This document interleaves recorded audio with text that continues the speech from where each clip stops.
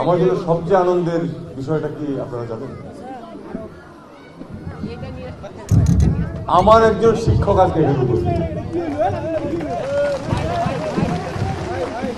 আমি যখন এই স্কুলে পড়তাম 60-এর দশকে, কত শতাব্দী, 60-এর দশকে, তখন উনি আমার শিক্ষক ছিলেন। ঠিক আছে, জোরুল হক স্যার, আপনি একটু যদি দাঁড়ান, সবাই দেখবে। তোমাদের স্কুলের উনি দীর্ঘদিন শিক্ষক ছিলেন। আমি যখন শেষবার স্কুলে আসি উনি প্রধান শিক্ষক ছিলেন। এবং আমি এটুকু বলতে পারি, ওনার মতো শিক্ষক পাওয়া সৌভাগ্যের বিষয়। আমি বিশেষ করে সব শিক্ষকদের প্রতি আমার শ্রদ্ধা, যারা আমাকে পড়িয়েছেন। বিশেষ করে 3 জনকে আমি স্মরণ করি। উনি একজন, আরেকজন প্রসন্ন স্যার মারা গেছেন, আরেকজন খুব কম বয়সে মারা গেছেন আসাদ স্যার, এই এলাকার প্রথম বিএড পাশ করা শিক্ষক, প্রথম আমাদের হেডমাস্টার ছিলেন। অসাধারণ শিক্ষক করতে। আমি আশা করব আমাদের শিক্ষকরা তাদের আদর্শকে ফলো করবে।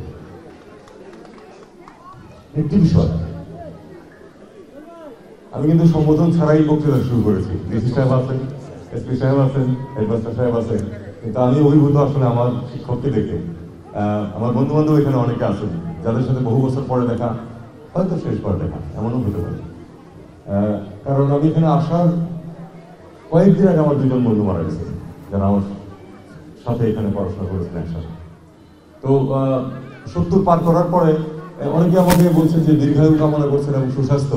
আমি বরং বিনীতভাবে বলবো যে দীর্ঘায়ুটা বাদ দেন, সুস্বাস্থ্যটা কামনা করেন, যে কদিন আছি যেন স্বাস্থ্য শরীর ভালো নিয়ে থাকতে পারে। দীর্ঘায়ু তো আমাদের হয়েই গেছে, কারণ 70 পার হয়েছে। আমি তো বলতে পারবো না যে আমার আয়ু খুব দীর্ঘ হয়ে গেছে, আয়ু দীর্ঘ হয়ে গেছে। এরপরে যদি বোনাস কিছুদিন থাকে সেটা থাকবো, না হলে অসুবিধা নেই কোনো। যদি আসলে একটু বেশি দিন থাকে এবং যদি শরীর স্বাস্থ্য মোটামুটি ভালো থাকে, এই যে দাঁড়িয়ে কথা বলতে পারছি, হাঁটতে পারি, তাহলে হয়তো আরেকবার আসবো, না হলে এটা আপনাদের সাথে শেষ দেখা হবে। যাই হোক, এই নেতিবাচক কথাটা দিয়ে আমি শুরু করতে চাই না। আমি অন্য একটি প্রসঙ্গ দিয়ে শুরু করতে চাই। আপনারা কি অনুমান করতে পারেন যে গত 60 বছরে এই দেশের সবচেয়ে বড় পরিবর্তন কি হয়েছে? তোমরা তো বলতে পারার প্রশ্ন নেই। যারা একটু বয়স্ক আছেন তারা, আমি বলবো আপনারা খেয়াল করে দেখবেন। আমি যখন 1963 সনে আমি এই স্কুলে পদার্পণ করেছি, ডিসি স্যার বলেছেন যে 65 বছর আগে। তো তখন আমি তো 4-এ ভর্তি হলাম। 4-5 ব্যাপারটা অতটা ছাত্র সংখ্যা ছিল খুবই কম। আমরা 9 জন ছিলাম ক্লাস 4-এ। মানুষ সাহেব সঙ্গে বসা আছেন, মহিউদ্দিন আছেন, আমরা ছিলাম একসাথে। তো এরপরে ক্লাস 6-এ ওঠার পরে কিন্তু ছাত্র সংখ্যা অনেক, তখনই অনেক, 60-70 জন ছাত্র একটা ক্লাসে। 60-70-এর মধ্যে আপনারা কি অনুমান করতে পারেন কয়টা মেয়ে ছিল? 6 থেকে 7 জন, 8 জনের বেশি না। আজকে সেই স্কুলে অর্ধেকের বেশি ছাত্র।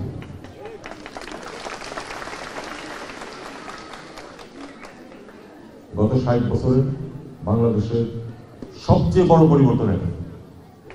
এটাকে শুধু ছাত্রী সংখ্যা বেড়েছে স্কুলে এটা চিন্তা করে চলবে না। সমাজে, রাষ্ট্রে এটার ইম্প্যাক্ট অস্বাভাবিক বেশি, এবং সেই পরিবর্তনটা গত 60 বছর এসেছে। আমাদের সময় গার্লস কমন রুম বলে একটা জিনিস ছিল, স্যাররা মনে করতে পারবেন। শিক্ষকের সাথে এই 7 জন ছাত্রী ক্লাসে ঢুকত। তাদের সিট কিন্তু এইভাবে না, এই যে তোমরা বসে আছো এইভাবে থাকতো তাদের সিটটা, পারপেন্ডিকুলার। তারা সেখানে বসতো, ক্লাস হতো, ক্লাস শেষে শিক্ষকের সাথে বেরিয়ে আবার গিয়ে গার্লস কমন রুমে বসে থাকতো। ছেলেদের সাথে কথাবার্তা বলার কোনো সুযোগ ছিল না। তারপরেও যে একেবারেই হতো না তা না, এবং তারা পরের টিচারের সাথে আবার ক্লাসে এসে ঢুকতো। সেখানে এখন তোমাদের সংখ্যা অর্ধেকের বেশি। এর চেয়ে বড় পরিবর্তন স্কুলের জন্য আর কিছু হতে পারে। আমি এখানে আমার জীবন থেকে 2-3টা কথা শুরু করি। আমার জীবনের লেখাপড়ার জন্য অবশ্যই আমার বাবার কাছে অনেকাংশে আমরা ঋণী, কারণ উনি 1942 সনে 43 সনে ঢাকা বিশ্ববিদ্যালয় থেকে অনার্স করেছেন।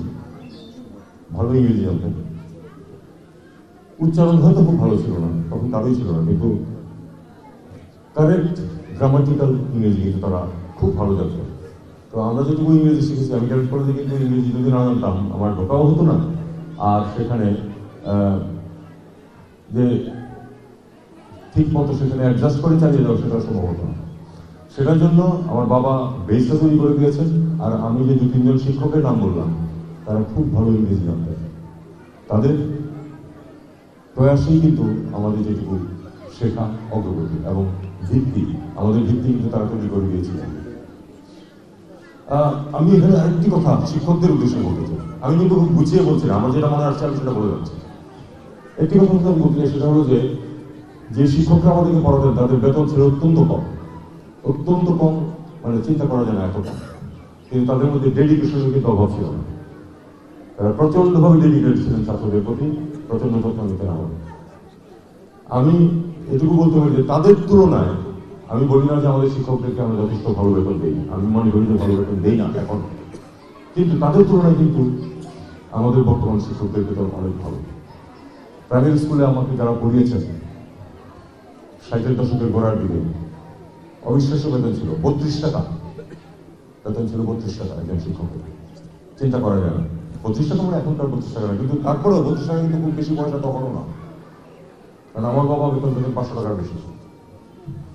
কিন্তু তারাও কিন্তু প্রচন্ড ডেডিকেশন নিয়ে আমাদের শিখিয়েছেন। আমি শিক্ষকদেরকে অনুরোধ করবো, আপনাদের অনেক প্রয়োজন আছে, আমি জানি যে আপনাদেরকে যথেষ্ট মূল্যায়ন করা হচ্ছে না, আমি ব্যক্তিগতভাবে বিশ্বাস করি এবং আমি সবসময় সেটা বলি।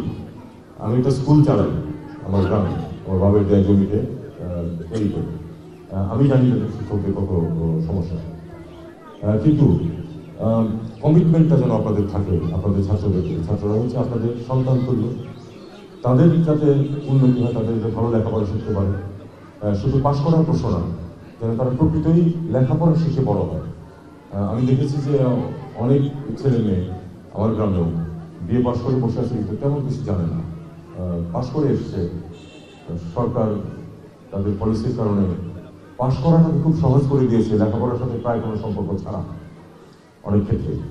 সেটা একটু পরিবর্তনের চেষ্টা হচ্ছে। আমাদের বর্তমানে যে উপদেষ্টা আছেন তিনিও খুব চেষ্টা করছেন, যে কারণে এবার কিন্তু আপনারা জানেন যে পাশের হার একটু কম।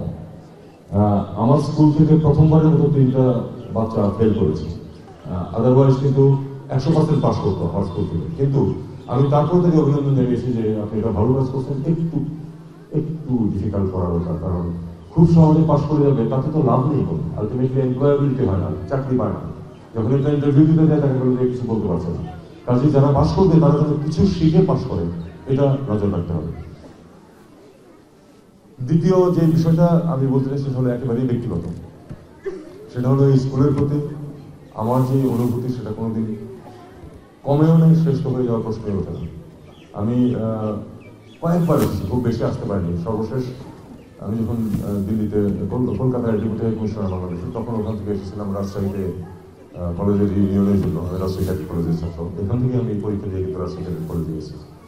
তো তখন ওখানে ইউনিয়ন শেষ হওয়ার পর আমি বললাম যে আমি আমার স্কুলে একবার যাবো। তো ওখান থেকে আমার এক বন্ধু আমাকে ড্রাইভ করে নিয়ে এসে রংপুর পৌঁছে দিলেন।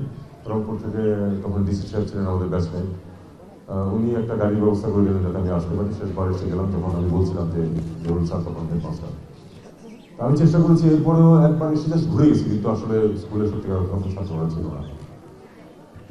আমার প্রচন্ড অনুভূতি আছে স্কুলের প্রতি। সরকারিকরণে যে প্রসঙ্গ আপনারা তুলেছেন, অবশ্যই এত বড় একটা স্কুল, এত বড় ঐতিহ্যবাহী স্কুল, 100 বছরের বেশি যার বয়স, সেটাকে সরকারিকরণ করা উচিত বলে আমি মনে করি। আমি বস্তুত মনে করি যে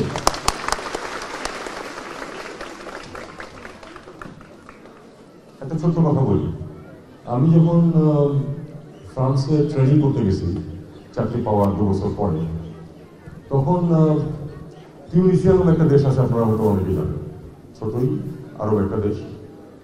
টিউনিসের রাজধানী টিউনিসের যে ফরাসি দূতাবাস, সেখানে আমার অ্যাটাচমেন্ট ছিল 65 দিনের জন্য ট্রেনিং এর অংশ হিসেবে। সেখানে যদি আমাদের মেন্টর ছিলেন, ট্রেনিং এ তো একজন মেন্টর থাকে যে দেখাশোনা করে যে ঠিক মতো চলছে কিনা, ফার্স্ট সেক্রেটারি ওই জানিয়ে নামটা মনে আছে আমার, উনি একটা খুব চমৎকার তথ্য আমাকে দিয়েছিলেন। তিউনিসিয়া যখন স্বাধীন হয় তখন হাবিব বুরগিবা সেটা প্রেসিডেন্ট, প্রথম বাজেট যখন আসে হাবিব বুরগিবা বলেছিলেন যে বাজেট আমার কাছে নিয়ে আসার প্রয়োজনে ফাইন্যান্স মিনিস্ট্রি তোমরা তৈরি করো, তোমরা যেটা নিয়ে আসবে আমি সই করে দেবো, আমাকে বোঝানো লাগবে না, শুধু একটি শর্ত, বাজেটের 25% 4 ভাগের 1 ভাগ শিক্ষার জন্য বরাদ্দ, 25% শিক্ষার জন্য বরাদ্দ রেখে বাকি 75% তোমরা কিভাবে খরচ করবে আমি জানতে চাই না। ফলশ্রুতি সম্পূর্ণ আরব বিশ্বের মধ্যে সবচেয়ে কম সম্পদ হচ্ছে তিউনিসিয়া, অল্প সামান্য পেপাসে নিজেদের রাজ্য, সবচেয়ে শিক্ষিত দেশ আরব ভূমির মধ্যে সবচেয়ে শিক্ষিত দেশ হচ্ছে তিউনিসিয়া। কারণ এই পলিসিটা আমি 1984 সালে সেখানে গেছি, 53 সালের কথা, 30 বছর প্রতি বছর বাজেটের 25% বরাদ্দ। আমি যেখানেই সুযোগ পাই আমি বলি যে আমাদের তো মাটির নিচে তেল নেই যে তুলে বিক্রি করে বড় লোক হয়, আমাদের শুধু মানুষ আছে যে মানুষকে মানব সম্পদে পরিণত করা প্রয়োজন। আমি জানি কালকেই সেটা করা যাবে না, আমি জানি কালকেই বাজেট 4 গুণ করে ফেলা যাবে না, কিন্তু আমার যেখানে বলার সুযোগ আমি বলি যে জিডিপির 5% শিক্ষার জন্য, জিডিপির 5% স্বাস্থ্যের জন্য বরাদ্দ করা আমাদের জন্য অত্যন্ত জরুরি, কারণ মানব সম্পদ উন্নয়ন ছাড়া আমাদের কোনো উপায় নেই, আর মানব সম্পদ উন্নয়নের জন্য এই দুটো জিনিস দরকার। সাথে আরেকটি কথা খুব গুরুত্বপূর্ণ, অর্থ বরাদ্দ করলেই কিন্তু সব কাজ হয়, যথাযথ ব্যবহার করতে হবে সেই অর্থে। আমাদের অবশ্যই বিল্ডিং লাগবে, আমি কথা দিচ্ছি যে এই আমি তো দেখে গেলাম। আচ্ছা আমি বলি, আমি যখন ছাত্র, মান্নান বলতে পারবে, মহি বলতে পারবে এবং মাজুদুর আছে এখানে সবাই সেটা বলতে পারবে, এখানে একটা টিনের ঘর ছিল বেড়া দেওয়া, তার নিচে বেড়া যেখানে শেষ মাটি ভালো মতো ফেলানো নেই, নিচে দিয়ে কুকুর বেড়াল যাতায়াত করতে পারত। একই অবস্থা এখানে আরেকটা টিনের ঘর ছিল, এখানে একটা দেওয়াল ছিল খানিকটা, কিন্তু ছাদ ছিল না। আমি চলে যাওয়ার পরে দ্বিতীয়বার যখন তখন দেখি যে ওখানে একটা টিনের চাল দেওয়া আছে, এই ছিল স্কুল। সেই তুলনায় আমরা এখন অনেক ভালো আছি, তবে তখন 700 ছাত্র ছিল না, ছাত্র সংখ্যা ছিল অনেক কম। বিল্ডিং বানাতে হবে, অবশ্যই বানাতে হবে, কিন্তু মূল যেটা বিষয় সেটা হলো আমাদেরকে গুরুত্ব দিতে হবে এবং প্রকৃতই ব্যবস্থা নিতে হবে শিক্ষার মান উন্নয়নে। আমি অত্যন্ত দুঃখের সাথে লক্ষ্য করেছি, আমি তো পৃথিবীর অনেক দেশে গেছি, সংখ্যাটা নাই বললাম, বাঙালি আছে প্রায় সব জায়গাতে, অনেক ক্ষেত্রে চাকরি করছে, ব্যবসা বাণিজ্য করছে অনেকে, সবচেয়ে কম বেতনে চাকরি করে বাংলাদেশে, প্রত্যেক দেশের লোকজন বেশি বেশি বেতনে চাকরি করে, কারণ আমাদের ট্রেনিং এর অভাব, শিক্ষার অভাব, এবং শিক্ষার অভাবের কারণে আমরা শুধু বেস লেভেলের কাজ যেগুলো সেগুলোতে যাই, সেগুলোকে আবার আমাদের এখান থেকে যে ম্যান পাওয়ার এজেন্ট আছে তারা আমাদেরকে এক্সপ্লয়েট করে। আমি এটা তাদের মুখের উপরে বলি যে আপনারা প্রচন্ডভাবে এক্সপ্লয়েট করতেছেন। নেপাল থেকে মালয়েশিয়াতে একজন কর্মী যায় 1,25,000 টাকা, আমাদের এখান থেকে যায় 3,75,000 টাকা, একই কাজের জন্য একই বেতন। এটা আমাদের রাষ্ট্র ব্যবস্থার একটা ব্যর্থতা, রাষ্ট্র ব্যবস্থার ব্যর্থতা, কারণ এই মানুষগুলির বিরুদ্ধে আমরা কোনো ব্যবস্থা নিতে পারি না, শাস্তি যখন তেমন নেই। আমি তো কিন্তু বলি, ওই এজেন্টদের সামনেও বলি, আমার সরকারের সামনেও বলি যে এটা হলো, কিন্তু তার থেকে বড় জিনিস যেটা আমি দেখেছি যে কাতারে একটা এয়ারপোর্টে কাজ করছে 2 জন মানুষ, একজন বাংলাদেশে, একজন ভারতীয়, একই কাজ করছে, টেবিল পরিষ্কার করা, প্লেটগুলো নিয়ে কিচেনে দেওয়া, ইত্যাদি ইত্যাদি।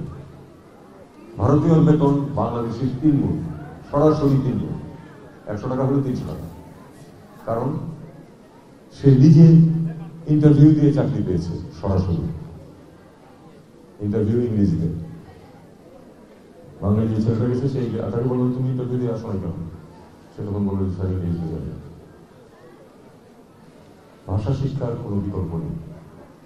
আজকে যদি কেউ জাপানি ভাষায় N4 নামে একটা লেভেল আছে, খুব সাংঘাতিক কঠিন বিষয়, 6 মাস থেকে 1 বছর লাগে শিখতে।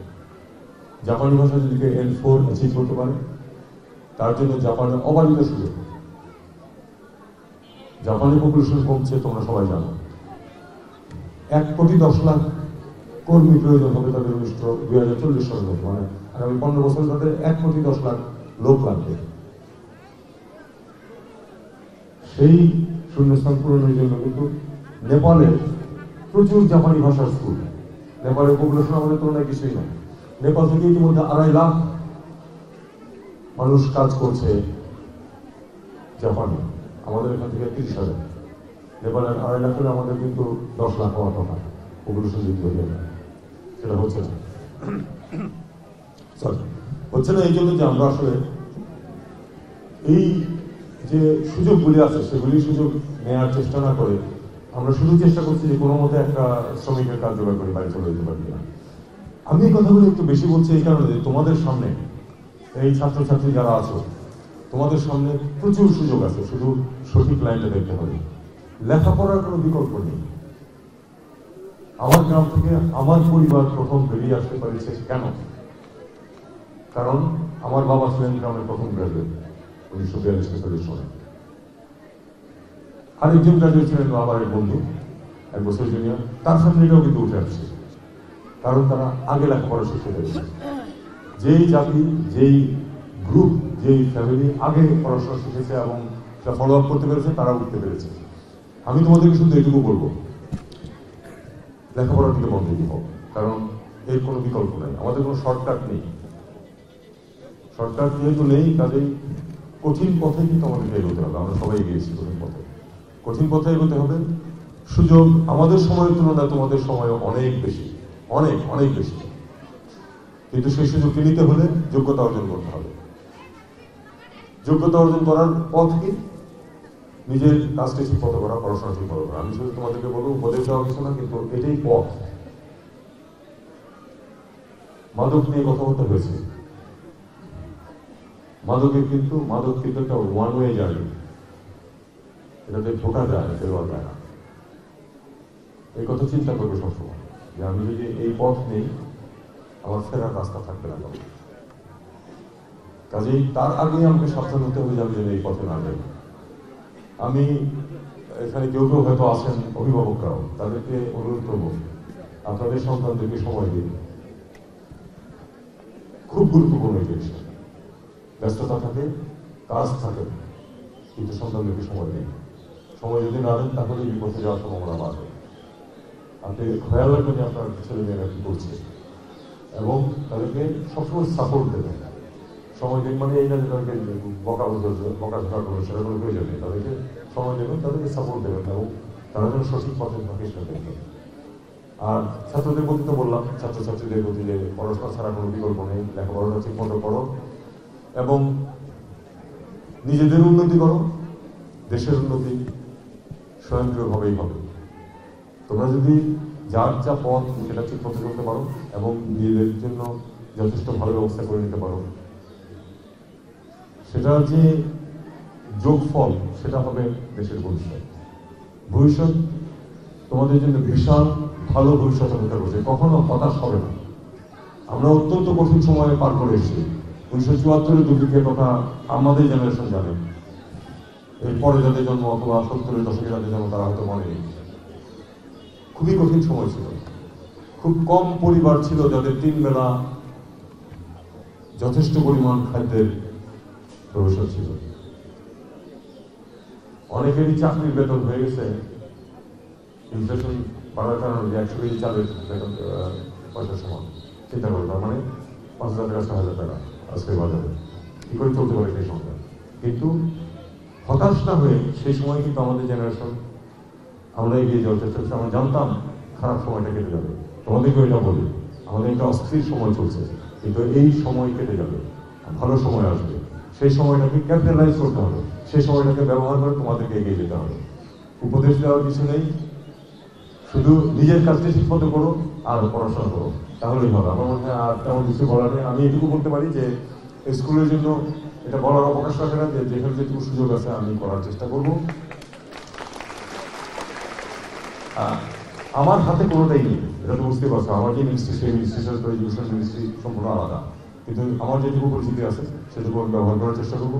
কালকেই হয়ে যাবে এই ধরনের কথা আমি কিন্তু কখনো প্রতিশ্রুতি দিই না, কিন্তু চেষ্টা থাকবে। আর আবার দেখা হবে, একজন বলেছিলেন আবার দেখা হবে একটু অন্য পরিবেশে। আমি তখন একজন প্রাইভেট ইন্ডিভিজুয়াল হিসেবে, কারণ আমি এই দায়িত্ব খুব বেশি দিনের না, আমি ফিরে আসবো, কিন্তু একজন সাধারণ মানুষ, সাধারণ নাগরিক হিসেবে ফিরে আসবো। এবং আমি তখনও চেষ্টা করবো আমার যেটুকু পরিস্থিতি থাকবে যেন মাগুরা স্কুলে এবং সার্বিকভাবে দেশের শিক্ষা ব্যবস্থা অগ্রগতির জন্য যদি সামান্য কখনো কোনো কিছু করার সুযোগ আমার হয়, আমি সেটা করবো। আমি আপনারা হয়তো জানেন যে আমি নিয়মিত কলামিস্ট ছিলাম প্রথম আলো পত্রিকার। আমি কিন্তু শিক্ষা ব্যবস্থার উপরে একাধিকবার লিখেছি, এটা আমার ফিল্ড না। সবাই প্রত্যাশা করে যে আমি শুধু ফরেন রিলেশনের উপরে, বৈদেশিক সম্পর্কের উপরে লিখবো, আমি কিন্তু সামাজিক বিষয়ের উপরে লিখেছি এবং এটার উপরে এডুকেশন ব্যবস্থার উপরে আমি লিখেছি একাধিকবার। আমার সেই প্রয়াস থাকবে এবং আমি এটুকু বলতে পারি যে যদি 1% কোথাও কন্ট্রিবিউট করতে পারি এই ক্ষেত্রে, আমি সেটা সবসময় করার চেষ্টা করবো।